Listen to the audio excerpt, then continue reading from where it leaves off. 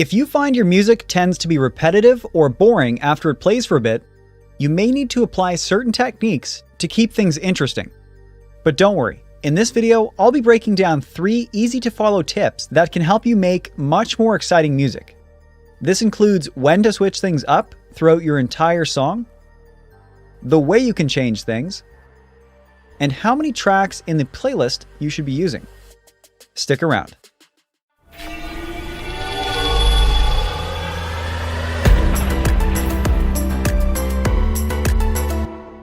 Hey everyone, Jake from Transverse Audio here. The first tip I want to talk about is known as the Rule of 8.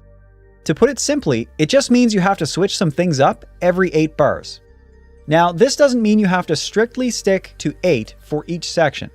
But for example, you could have 8 bars for your intro, then 8 bars for your verse or breakdown, followed by an 8-bar chorus or build-up, then your drop. And in the case of a drop, you can even have it as long as 16 bars. You would just need to add some elements in or take some out halfway through. And I would suggest adding them in if it's the drop, just to keep things evolving and creating more energy to keep it going.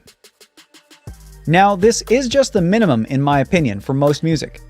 What you would want to do is add in automation or some kind of movement throughout the entire pattern itself. You can also change things up every 4 bars at some points in your arrangement to keep things moving. I like to write 4-bar melodies that have slight changes every second loop or pattern. The last thing I want to say about this is you shouldn't have everything change too much either.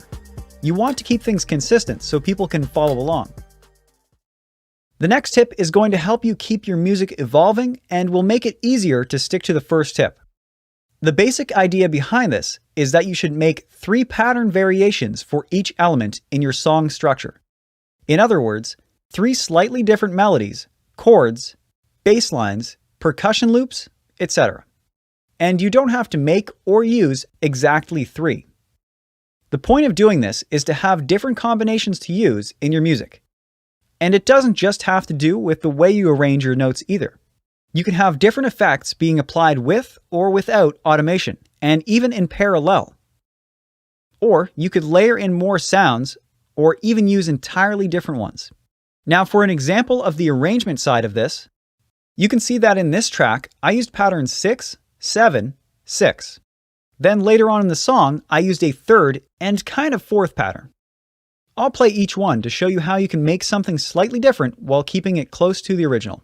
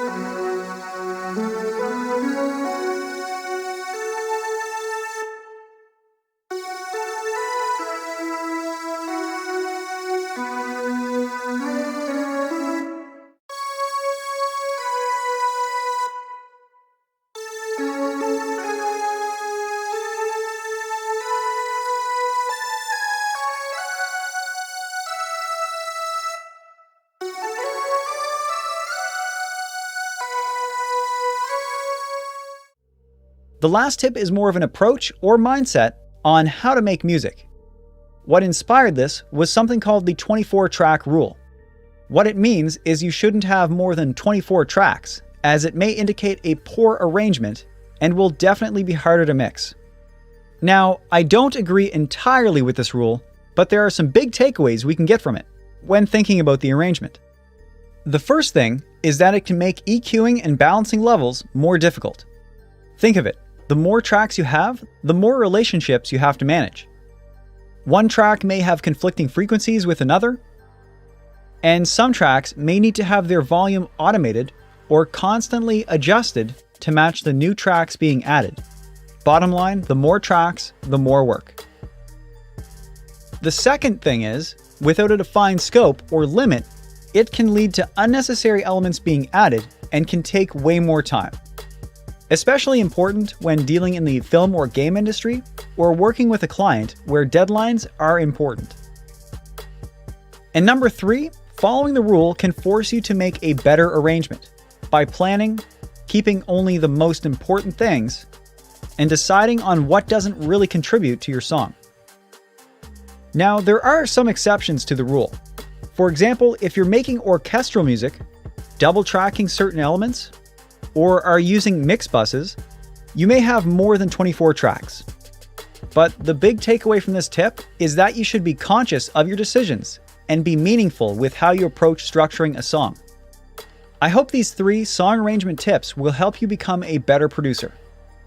If you enjoyed and want to be one of the first people to get these tips and tricks, consider subscribing and turning on all notifications. As always, thanks for watching.